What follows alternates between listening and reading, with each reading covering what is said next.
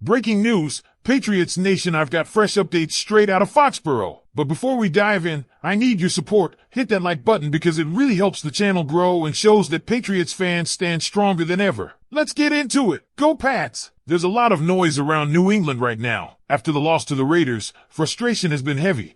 But hidden inside that disappointment are signals of hope, glimpses of what this Patriots team could still become. And that's what makes this moment so fascinating. In one hand, you have doubt and negativity, but in the other, you see undeniable flashes of potential that can completely change the story heading into Miami. That's why this week isn't just another game, it's a defining test. The first twist came before most of us could even digest week one. Tom Pelissero broke the news that cornerback DJ James had been waived. For those who followed camp closely, this was shocking. James was a standout in the summer, a sixth-round pick out of Seattle who flashed during preseason and gave the impression that he would solidify a spot on the 53-man roster. Instead, he logged only 2 snaps against Las Vegas, while Alex Austin saw most of the action. The decision raised eyebrows, but it also sparked a bigger question. Is Christian Gonzalez ready? Just minutes after the report, Gonzalez posted "Get Back" on his Instagram story, fueling speculation that he might return for week 2. Imagine what that means for a secondary that struggled outside of Carlton Davis. Gonzalez's presence could completely reshape how this defense looks against Miami. Speaking of defense, the front seven gave Patriots fans a real reason to believe. Throughout the offseason,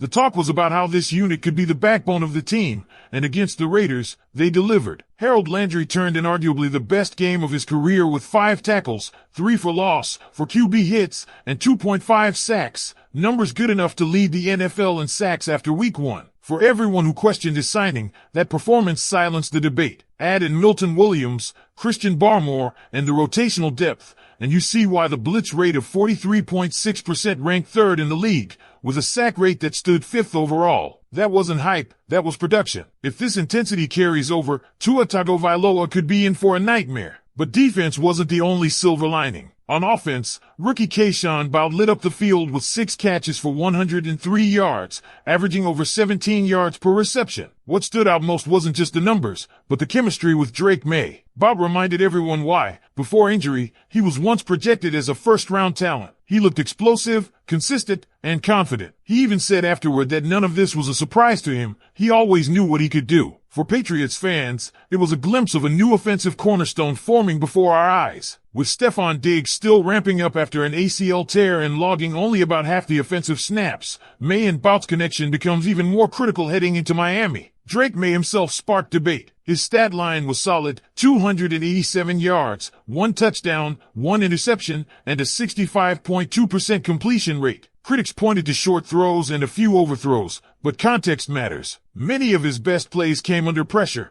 and PFF graded him a respectable 73.4, 12th best in the NFL for week 1. For a rookie debut, that's encouraging. Teammates backed him too. Stefon Diggs acknowledged the difficulty of the quarterback role but praised Maye's poise, while Pop Douglas emphasized the team's confidence in him. And when you look closely, there were flashes of elite-level potential. The back shoulder throw to Hunter Henry in double coverage, and the timing with Boutte were highlights that suggest the future is brighter than the box score might reveal. Now here's where the story really tightens. The Patriots are heading into Miami, a place where history hasn't been kind. The last win there came in 2019, in a dominant 43-0 shutout. 6 years have passed, and Tua remains undefeated against New England. Yet this Miami team looks shaky. Daniel Jones and the Colts dismantled them 33-8. Tua threw 2 interceptions, and under pressure, he completed 0 passes on 6 dropbacks. 0. That's where the Patriots' pass rush could tilt the scales. If Landry, Barmore, and Williams bring the same heat, Tua might not survive the afternoon unscathed. But here's the tension. If New England loses, dropping to 0-2 against a Dolphins team that just got embarrassed, the fallout will be massive. Questions about the team's direction, the coaching staff, and even the future in 2025 will explode. That's why this game carries weight beyond the standings. It's about trust, belief, and proving that the signs of hope we saw weren't just illusions. The Patriots are standing on a razor's edge. One side is momentum, the other is collapse. And that's what makes Sunday in Miami so compelling. Will Gonzalez return to stabilize the secondary? Can the front seven overwhelm Tua? Will Maye and Boutte continue to grow into something special? Or will another loss ignite panic across New England? I want to hear from you. Do you believe this Patriots team, despite week 1 frustrations, is built to bounce back against Miami? Or are you worried history will repeat itself? Drop your thoughts below. This conversation is just getting started. And here's where things get even more intriguing. Beyond the immediate numbers, beyond the highlight reels, what we're seeing is the early blueprint of a Patriots team that's trying to redefine itself. It's not just about recovering from one loss. It's about setting the tone for the entire season, maybe even the next era of New England football. Let's go deeper into Jerod Mayo, because every fan knows this franchise will live or die with him. The critics were loud after Sunday. Too many short throws, a tendency to float passes, missed chances on Hunter Henry and Pop Douglas. Those aren't false observations, but they missed the bigger picture. Maye is a rookie making his debut under the weight of impossible expectations, filling shoes that for 2 decades belonged to a legend. And still, he showed flashes of exactly why the Patriots invested in him. That throw to Henry in tight coverage? That's a throw very few young quarterbacks dare attempt, let alone complete. His chemistry with Mayo didn't just appear on Sunday. It has been building since last season, and now it's blossoming into something that could define this offense for years. Yes, he has to speed up his decision-making. Yes, the deep ball needs more consistency. But you don't grade rookies only on mistakes. You grade them on whether they show you glimpses of greatness. And Maye did. Another factor is the offensive balance, or the lack of it. Against the Raiders, New England ran the ball only twice in the second half. That's not sustainable, not with a rookie quarterback and a team still finding its identity. The Patriots have backs who can produce, but if Josh McDaniels insists on leaning so heavily on Maye's arm, defenses will key in and suffocate the offense. Establishing the run is not optional, it's mandatory. And that's where adjustments need to be made going into Miami. If you let the Dolphins pin their ears back and blitz, Maye could struggle. But if you control the ground game early, you not only protect your rookie, you open up the play-action passes that can unleash Diggs and bout downfield. Now, about Stefon Diggs. Fans expected fireworks, but let's be realistic. Coming off an ACL tear, it's going to take time. He's still a world-class receiver, but his snap count was limited for a reason. The Patriots are easing him in, and the payoff could come mid-season when he's at full speed. For now, his presence alone draws defensive attention, freeing up opportunities for others. Mayo capitalized on that in week 1, and if Diggs ramps up over the next few weeks, defenses are going to face an impossible choice: double the veteran or risk leaving the breakout star one-on-one. That's when this offense becomes dangerous. Defensively, the numbers tell a story of dominance,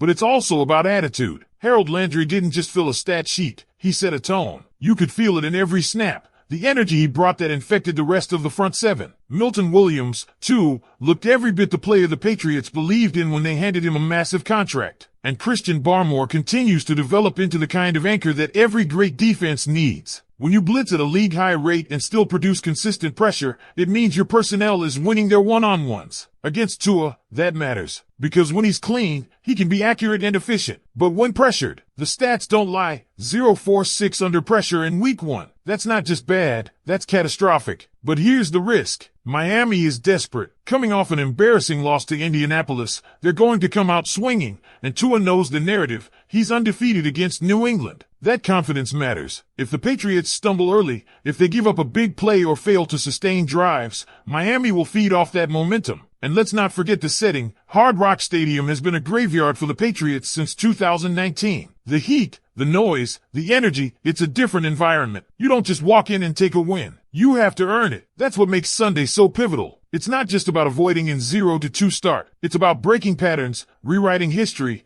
and proving that this team is capable of more than moral victories and almost moments. A win in Miami changes the narrative overnight. Suddenly, you're 1-1, your rookie quarterback has confidence, your defense has validated itself, and your fan base has belief again. But a loss? Especially against a Dolphins team that looked like one of the league's worst in week 1? That would unleash a storm. And so, Patriots Nation, here's the heart of the matter. This team has the pieces. The front seven is legit. The rookie quarterback has shown promise. A young receiver has broken out. The veteran star is working back to full strength. Even the secondary could get a massive boost if Christian Gonzalez returns. The puzzle is incomplete, but the outlines are clear. The question is simple. Do you believe this group can put it together fast enough to take down Miami? Or do you fear that history, circumstance, and inexperience will keep haunting this team? I want to know what you think. Are the Patriots about to shock everyone and get their first win in Miami since 2019? Or are we staring at another frustrating Sunday that leaves this fan base searching for answers? Drop your predictions and your feelings below. I'll be reading them all. Because this isn't just a season, it's a test of what kind of future we're building together. And the truth is, this matchup against Miami feels like more than just week 2 of the NFL season. It feels like a measuring stick for where this organization stands right now. Think about it. Last year, the Patriots opened the season with a win against Cincinnati,